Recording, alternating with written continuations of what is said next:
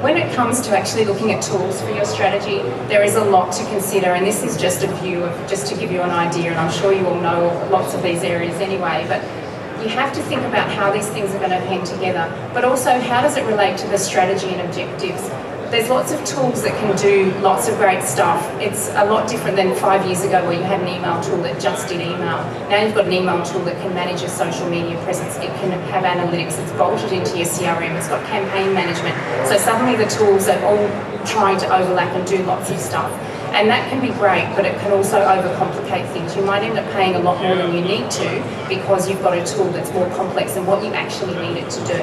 And the flip side of that is also when tools are specialised and they just do the one thing that they're good at, you might get a deeper capability from using a tool like that. So just think about what it is that you actually need. And the key thing for this is actually defining your business requirements before you start looking at the tools. There's a real risk you can sit there and compare two tools and get all caught up in, oh, okay, this one does this one doesn't do that, what's the best one? But you've got to actually make sure they're going to deliver what the business needs first. So almost separate yourself from the tools and think about the strategy first. And also be clear on what you can afford to compromise. When you look at all these tools and they're great and they're fantastic and they can be expensive, if you have to give something up, be really clear in your own mind, well, what could I do without? What's it okay to get by with in the meantime because my budget's got cut or whatever? You also have to think about processes and structures, and unfortunately these are not very glamorous, but they're really important. There could be limitations in how you're either structured in terms of your organisation or in the processes that really hinder your ability to deliver on the strategy. I've worked in environments where to deliver an email campaign takes 6 weeks. Now, email campaigns should be fast, they should be almost immediate. You've got something to say, here's the 10,000 customers, send the email, off we go.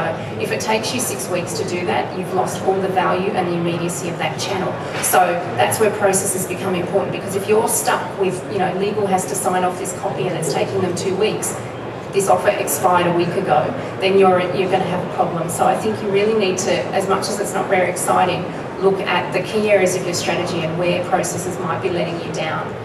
It's something that you do have to document, I think, to just get it clear in your own mind and map out who those stakeholders are. And then it will become obvious to you, well, hang on, there's a problem here because legal's taking too long to sign off, for example. And if you've got too many to think about, just focus on the ones that you probably already know in your gut don't feel right, because you've already got a sense of where you're getting stuck. When you look at implementing a new strategy, it's also common to find that there's gaps within the organisation around competence. And that's not just about, we've got a new email tool, let's learn how to drive it, or let's figure out how to do this social media monitoring that everyone's talking about. It's actually about broader awareness of digital as well. So does everyone in the business actually have an understanding of what digital can bring to the business?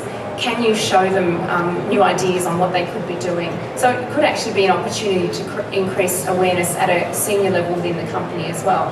So look at your own team and look at yourself as well, but also look for innovative ways to make that business awareness increase. So as an example, we run little workshops where people can get an understanding of how to raise their profile in social media, for example. Now, it's not about here's what the digital strategy is going to do, but it brings an awareness and people suddenly realise, oh, I didn't know you could do that on LinkedIn. Oh, that's quite neat, cool. And they suddenly have this awareness around what digital can be broader than maybe they've thought of it to date.